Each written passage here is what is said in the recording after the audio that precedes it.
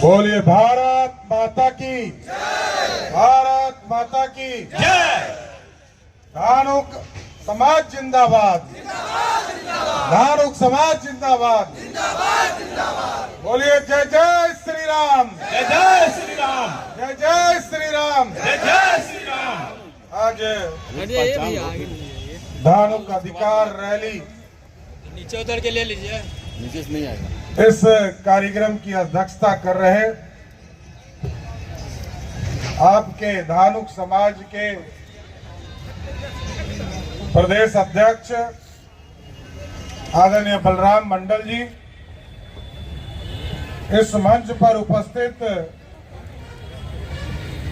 बिहार सरकार के पूर्व उप मुख्यमंत्री आदरणीय तारकिशोर जी, आदरणीय बड़ी बहन रेणु देवी जी, उत्तर प्रदेश से चलकर समाज के एक मजबूत साथी और लोकसभा के माननीय सांसद रामशंकर कठेरिया जी, इस मंच पर उपस्थित हमारे भाई और राज्यसभा के सांसद आदरणीय शंभू शरण पटेल जी, माननीय विधायक सुरेंद्र मेहता जी, माननीय विधायक संजीव चौरसिया जी, दिल्ली से चलकर आए लक्ष्मण इंदौरा जी, छोटी बहन और पटना की उप महापौर आदरणीय रश्मि चंद्रवंशी जी, मुकेश पटेल जी, शैलेंद्र मंडल जी, ओम प्रकाश मंडल जी, विनोद मंडल जी, सुरेश पटेल जी, शिव शंकर प्रसाद जी, रामस्वरूप मंडल जी, और एक आग्रह आप सभी साथियों से आग्रह करूंगा, एक जोरदार नारा लगाइए, शहीद रामफल मंडल अमर रहे, अमर रहे, अमर रहे, शहीद रामफल मंडल अमर रहे, अमर रहे, अमर रहे। और इस देश में धानुक समाज ने दो बड़े विभूति को पैदा किया साथी। एक ने हमें अंग्रेजों से लड़ने सिखाया और अंग्रेजों को लड़कर भगाने का काम शहीद रामफल मंडल जी ने किया, और वो इतने शक्तिशाली थे कि अंग्रेजों को उस जमाने में कुल्हाड़ी से जो अंग्रेजी सैनिक थे उसको चीरने का काम किया था। ऐसे मजबूत साथी थे, उनको फांसी जरूर दी गई। आप सोचिए कि आजादी के समय भी ये समाज पूरी तरह भारत के लिए खड़ा था और भारत को आजादी दिलाना चाहता। और यदि आज 70 वर्षों में हम आगे नहीं बढ़ पाए तो ये हमको भी चिंता करनी पड़ेगी। लोग कहते हैं पढ़े लिखे ये समाज नहीं है, अरे इसने तो बिहार का एक गौरव दिया, फनेश्वर रेणु जी को दिया। फनेश्वर नाथ रेणु जिसने कवि बनकर इस पूरे बिहार की संरचना और बिहार का जो गौरवशाली इतिहास था उसको कलम से बताने का काम किया। ये पढ़ा लिखा समाज है, कोई गलतफहमी में मत रहे। लोग हमारे पढ़ रहे हैं और हम तो देख रहे हैं पिछले 30 वर्षों से, क्योंकि जब हम लवकुश में तीनों मिले 1992, 93 सब हम लोग अलग अलग अपनी यात्रा करते थे। कुर्मी समाज अलग करता था, कुशवाहा समाज अलग चलता था, धानुक समाज अलग चलता था, और 1994 से लवकुश समाज बनाकर आपस में तो हम लोगों की शादियां भी होनी शुरू हो गई थी उस इलाके में। क्या गलत बोल रहा हूं क्या? और आज भी मेरा स्पष्ट तौर पर मानना है ये लवकुश समाज है, अन्याय के लिए तो भगवान राम के भी खिलाफ खड़ा हो गया। अपने पिता के भी खिलाफ खड़ा हो गया था। इसलिए साथियों, हम लोगों को पूरी तरह बलराम मंडल जी के माध्यम से धानुक अधिकार सम्मेलन का आज आयोजन किया गया।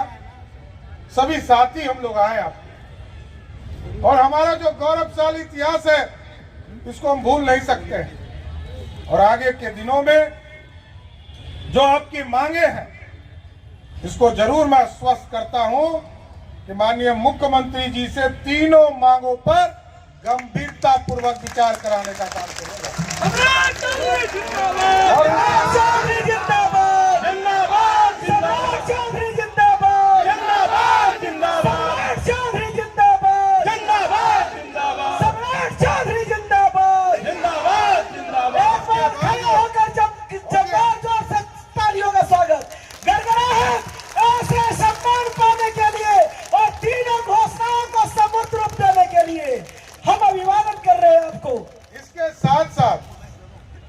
मैं रामशंकर जी के एक बात से बहुत पूर्ण रूप से समर्थक हूं।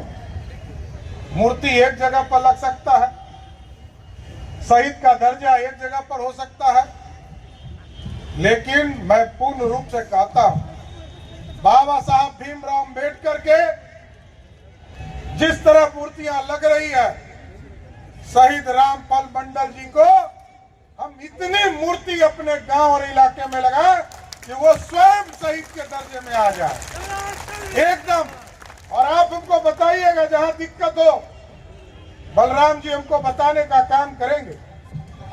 अब आदरणीय प्रेम कुमार जी माननीय मंत्री जी आ गए हैं, इनका भी इस धरती पर स्वागत करने, जोरदार तालियों से स्वागत। आदरणीय प्रेम कुमार मंत्री जी का जोरदार तालियों से स्वागत।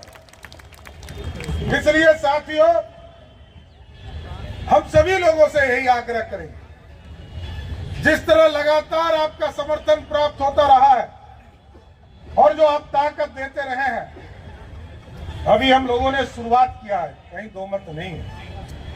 सुरेंद्र मेहता जी विधायक के तौर पर दूसरी बार आए, राज्यसभा के तौर पर शंभू शरण पटेल जी को भेजने का काम किया गया, और आगे के दिनों में भी लोकसभा और विधानसभा में भी आपको ये जरूर आश्वस्त करता हूं कि धानुक समाज के अधिकार को देने का काम भारतीय जनता पार्टी। सम्राट चौधरी जिंदाबाद, जिंदाबाद, जिंदाबाद। सम्राट चौधरी जिंदाबाद, जिंदाबाद, जिंदाबाद।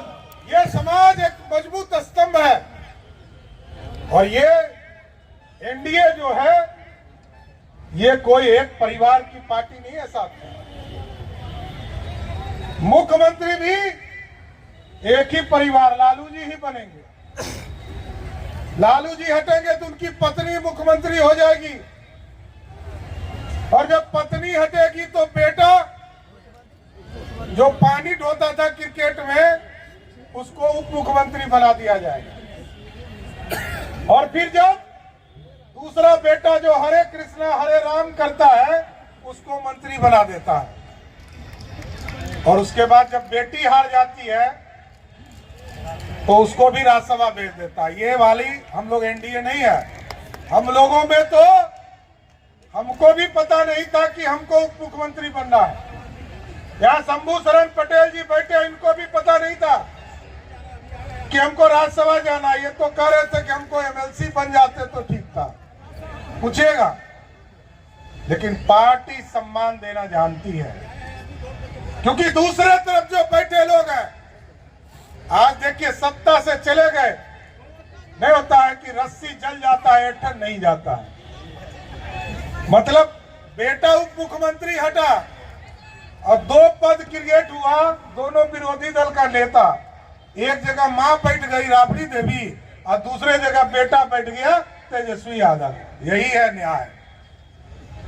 लोकतंत्र में लोक और लज्जा से चलता है साथ। वो लुटेरे की पार्टी है, लूटने वाली पार्टी, और किसी दूसरे को नहीं लूटता है। ये आपको लूटता है, गरीबों का पैसा लूटता है। जब लालू प्रसाद जी मुख्यमंत्री रहे साथियों, तो किसके पैसा को लूटा?